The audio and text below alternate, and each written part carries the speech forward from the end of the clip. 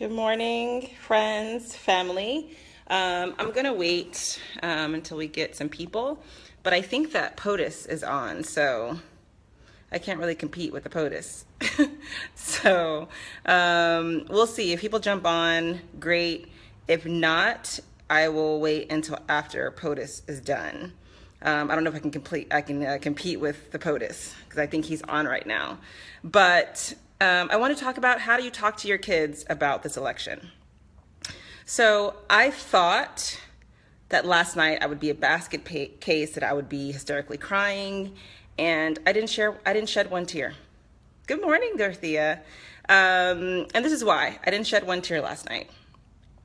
One, I wasn't shocked by the outcome, much to the chagrin of my white liberal friends who are very shocked right now, because people of color have been aware for a long time. We've been trying to tell you guys, we live in a very racist, misogynist country. As a woman and a woman of color, I already knew how sexist and how racist America was. And maybe you guys needed Donald Trump to be able to so that you can see it. All right? And so I didn't shed any tears last night. And I thought I would shed tears, but I didn't. Hi, Tara. Hi, Stacy. What I did feel is the need to connect with the people like you who are my friends and family that I love, who love me, who love my family. That's what I felt. And so I know I got a lot of texts and messages about what the hell do I tell my kids the next morning? And so part of it is, it's not about our kids, it's about us. So whatever fears, whatever expectations that they were feeling, it's because we put that onto them. They don't care about the election. We did. We created that anxiety. We created that expectation. So we got to fix it now if you created that. So when people say, how should I talk to them?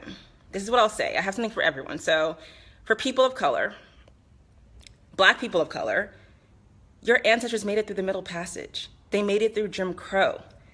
You can make it through Donald Trump. We are invincible. Will it be harder? Will there be more work to do? Or do we have a setback? Yes, but you come from strong people.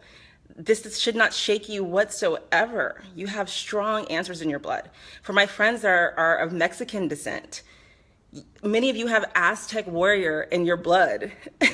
Donald Trump cannot F with that. I mean, don't be concerned. For my friends that are Muslims, when I think of the greatest empires on the world, I think about the Moors. That is in your blood. You are unshakable, you are unwaverable. So I don't think for one second that he changes my path or your path or the path of my friends. And that's what you're telling your kids, that they are protected, they are safe, that one man does not have the destiny to change anything about your family, about your life, about your contract with the universe. They have no bearing. He has no bearing on that. Do I feel some fear of what will happen to my friends and family of color, my friends who are Muslim, my friends that are in same-sex couples with families? For sure. I do have fear for that. But I don't live in fear. And my kids will not live in fear. And so what I told my son, he said, Trump's going to be our president. Mom, why did he win? And I said, sometimes people need things to get so bad to be able to see the things that are in front of them, to be able to make changes. And it may be that Donald Trump is that wake-up call. But he does not affect us. You are safe. Your parents are here to protect you. And either we make a plan to do the work to make America a more tolerant place, or you make a plan to leave. What you don't do is whine about it. How often do people talk about how much they hate to hear their kids whine? And yet we are whining, election, Donald Trump. Stop whining. Either get to work, make things better, or make a plan to leave, to go to a place that you feel more accepted, that you feel that's more inclusive. But don't project your own anxiety and sense of dread onto your kids. Our kids are strong. They are conscious. We will only, mess with that and mess them up if we talk about all the fears that we have about a Trump president. Yes, I have fears about it. I am a Black woman. Of course I have fears about it, but that is not what I'm going to teach my kids. I do not teach them to be helpless. I am not helpless. I am strong. My family is strong. My friends are strong. And that's what you talk to your kids about, that they are safe, they are protected. One man does not change that. Is he someone that I wanted to be elected? No. Do I agree with why people are voting for him? No. But when we're talking about talking to our kids, you need to, project to your kids a sense of security. The kids who are crying and sad and feeling terrible is because you projected your expectations onto your kids. You made it that Hillary had to win or the world was going into, the abyss, that the second, seal of the apocalypse was opening up. You did that. Your kids didn't feel that until we gave that to them. We gave them anxiety about this election. And I'm not going to say they didn't hear the terrible things that Trump was saying, but when he was saying that, we should have been saying, what he's saying is something that you don't have to worry about. He's lost. He's not conscious, and that doesn't affect us. As long as we continue to be kind, as long as we continue to be inclusive, that's all that matters. And so, where we're at now, where you have kids this morning crying, they're uncertain about their future. They're worrying if their family and friends are going to be deported, which are real fears. And so I don't want to deny that those are actually real fears, because they are real fears for a lot of families. And that is 100% the truth. With that still being a real fear, that there are some kids who are worried if their grandparents or their parents are going to be deported, if they're going to be deported. There are real fears for parents who have Black children are wondering, if hunting season was last summer, what is that going to mean for Black women and Black children and Black men in the next 4 years? Those are real fears. I don't want to deny that people have that fear. What I'm saying is don't live in it, because that doesn't serve us or our kids. We are strong.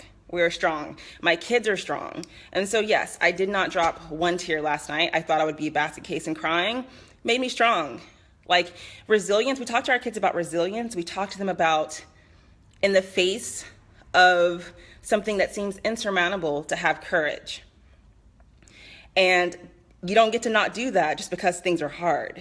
So if you really are resilient, if you really are a strong person, if you really are a fighter, you show it today. You show it now. You don't get to fall apart. You are a parent. You do not get to fall apart. So if I had tears, I was going to hold them in till my kids went to bed. I tell you that. And I'm sure in this next week or two, I'm probably going to have tears. But for my kids, I'm not. And I'm not saying it's wrong to cry in front of your kids, because that's not what I'm saying. It's good for our kids to see emotions. What I'm saying is that I'm not going to wallow in self-pity and helplessness. I'm not teaching my kids to do that. You guys aren't going to do that, because you are my friends and family, and I know how strong you guys are. You are not going to sit around and whine and wallow in self-pity. Like I said, you're either going to fight to make things better and more inclusive. You're going to make a plan to leave and find a place that is more inclusive for your family. Or that's it. You don't get to whine.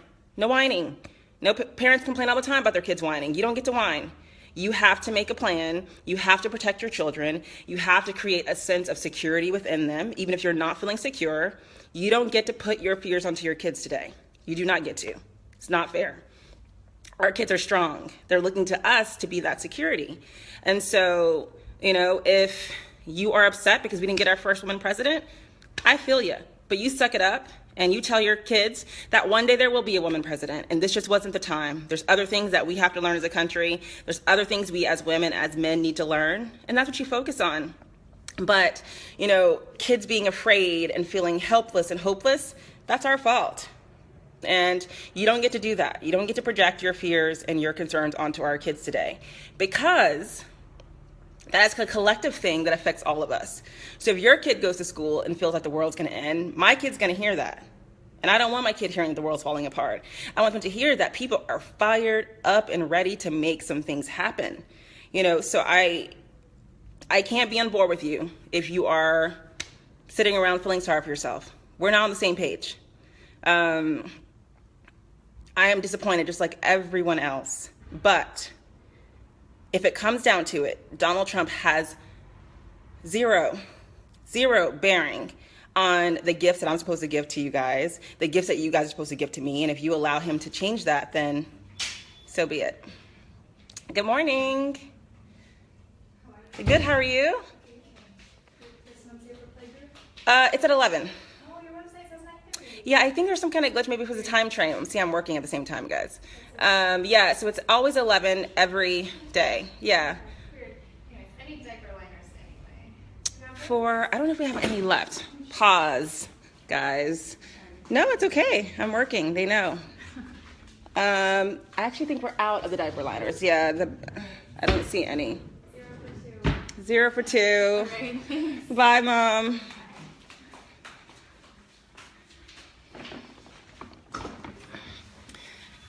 Okay. So you see how the universe tries to break things up? Diaper liners and play group in the middle of what do you talk to your kids about in this world? So back to what I was saying. For those who came in late, I was saying that what do you tell your kids is that what you would tell them all the time. You don't get not to be resilient today because you're disappointed, because you had expectations. Our kids had no expectations. The anxiety they're feeling, the upset they're feeling it because you put that onto them. And so it's our job, our duty, to take that burden away from them, take away that responsibility. You are the ones who got them so, like, if Hillary doesn't become president, it's going to be doomsday. We're all going to die. You know, if Trump becomes president, he's going to deport everyone. And those might be true things that happen. Honestly, they might be true things. But we don't get to give our kids that responsibility. That's not fair. You need to man up, woman up. You say you're a resilient person. You say that you are strong. You don't get to teach your kids helplessness today.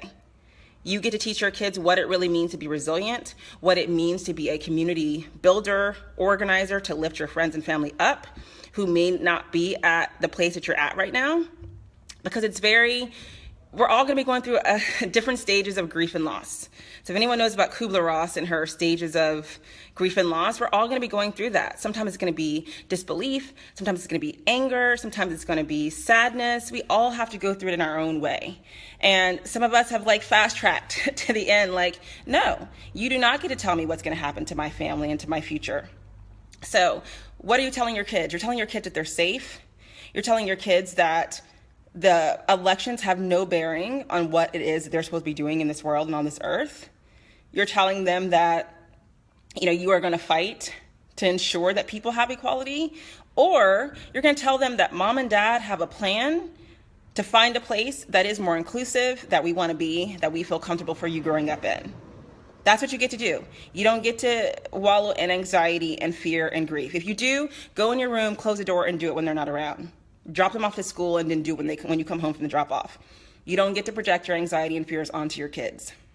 And many of us did it. I'm guilty of it as well. If ever we needed a lesson in the law of attraction, this would be it. How much time do we all spend talking about Donald Trump, talking about what it was going to be with the Donald Trump presidency, talking about everything about him? We spent the past 2 years focusing all of our attention on Donald Trump. So we talk about the law of attraction, we brought him to ourselves. But more importantly, obviously that's a little bit esoteric for some people. More importantly, he's just he's a symbol of the symptom or the sickness of America. And so, to act shocked at this outcome is a little bit naive. It's very naive. And I understand my liberal friends. I love you. You guys are hopeful. You want to think the best in people. But honestly, people of color, we have not been afforded that luxury. We understand the places that we can go and not go, the places where we feel uncomfortable or comfortable. We do not have the luxury to have this blind hopefulness that so many of my liberal friends have. And so you guys weren't listening. We told you for the past how many years there is a war out here and we are trying to protect our families from it. And so many of you were like, oh, I want to see the facts. Are we sure that's why does everything have to be about race? Remember that?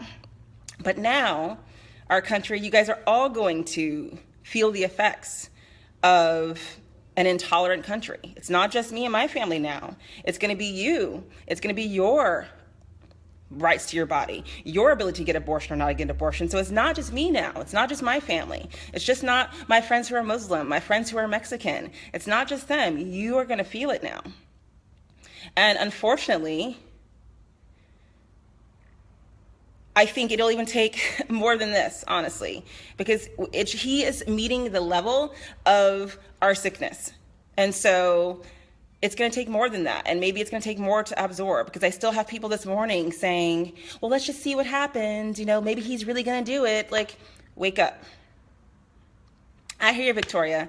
I know it's hard to do when you can cry, but I was saying that I didn't cry because I'm not shocked. And the sooner I can talk to my kids and say, you are strong, we are strong, the better the whole country is going to be. Because what's going to happen? We have half of the country wallowing in, misery and defeat and helplessness. What is that going to do for our kids? They need to see that in the face of insurmountable challenge, we are still rising and saying, hey, I'm still going to fight. I'm still going to make sure that my Muslim friends and family feel safe. I'm still going to make sure that my friends who are immigrants are not being, deported, that they're not being, illegally searched. And so that means you also have to care when little black boys get killed in the park by the police. The moment as a country that you didn't care about that and you didn't mention it because it didn't affect your life, now you see it does affect you. It affects all of us. And so I think that we're seeing that now. But I think for my kids, my son was a little bit disappointed for sure this morning that Trump won. But last night I told him, you know what, Kate, it doesn't matter who wins. You are going to be safe. We are going to be safe. Is your mom strong? Does your mom work hard? And he was like, yeah. That's all he needed to know. Am I afraid? Am I fearful of what's going to happen to my family and to my friends and family? For sure. But I don't get to project that onto my kids. I don't get that. You gave up that right when you became a parent. So you do not get to wallow in your sorrow. You can do it between 8 and 3 when your kids are at school or preschool. When you pick them up, you are teaching them resiliency. This is where it happens. Resiliency, learning empathy, learning kindness. It doesn't happen when things are all going perfectly great. It happens when you are tested, when your faith has been shook. It's when it would be easy to lash out at people and to be angry and to be vindictive. You got to show your kids that you still are kind, that you still are forgiving. Doesn't mean I have to put my mental health at risk. So will I be hanging out with Trump supporters? Probably not anytime soon. But my kids aren't going to be fearful. My kids are not helpless. My ancestors made it through the Middle Passage. There's nothing that I can't do. Again, my Muslim friends, you have the greatest empire on the world. You come from Moors. There's nothing you can't do. Latinos, you come here, you build families, you have Aztecs in your blood. There's nothing you can't do. And so there's no one can tell me that Trump is going to change that. And so that's what you have to tell your kids. And the days when I'm not able to say that, I'm going to go be with my friends. They're going to lift me up. They're going to tell me that I'm strong, remind me of my power, because we need that sometimes. And so when you guys are feeling like, ugh, I can't get through this, I'm going to remind you of your power. And that's what we do. That's it. This is not rocket science. You don't get to pick when you have to be resilient. Resiliency is this. It's in the face of insurmountable challenge that you pull it together. And so my dear friend Hannah saying, wallowing, no, but tears are not always a sign of weakness. No, tears aren't weakness. I'm not talking about tears of sadness, of grief. We all get to have that and do that. I'm talking about being stuck in your grief, right? So we do have to validate the real fears that families have. There are real fears about people who are going to be, deported. There are real fears that people are going to, turn on people who follow Islamic faith. Those are real fears, and we do not deny people that. We don't, be flippant about, oh yeah, just be conscious, don't worry about that. People have real fears, let's be honest. So I'm not talking about that. What I'm talking about is you don't get to be stuck in that. You have a responsibility as a mom, as a dad, as a cousin, whatever that is. If you really consider yourself to be a resilient person, this is the time to show it. You can't be resilient when things are perfectly fine and you have a job and a home. You got to be resilient when you're homeless, when your country has elected a fascist. That's when you have to be resilient. And so, that's what my kids are going to see from me. I don't care if they see me crying. That's fine. I can be a warrior and cry. That's not the point.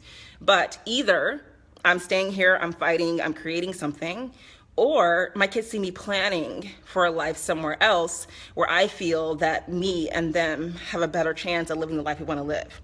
Those are my two choices. Wallowing in self-pity and helplessness is not one of them, and it's not for you. The people who have signed on here, I'm looking at your names, you are all strong people. So you don't get to do that because I'm going to remind you of your strength, right? No, thank you. Because all I was thinking last night was, oh my God, like I wish we could all just have a Google Hangout right now and just hash out this pain, let it go, talk about our fears, and move on. And that's what we do. We move forward. You know, if anyone should be feeling any kind of way, it should be like the people who are one generation on top of us. I think about my mom, who as a kid went to Emmett Till's funeral. So I don't know if you guys know Emmett Till. He's basically the kid who basically started the civil rights movement. He was like 12 years old. He was in the South visiting family. He supposedly whistled at a white woman, and he was beat to death.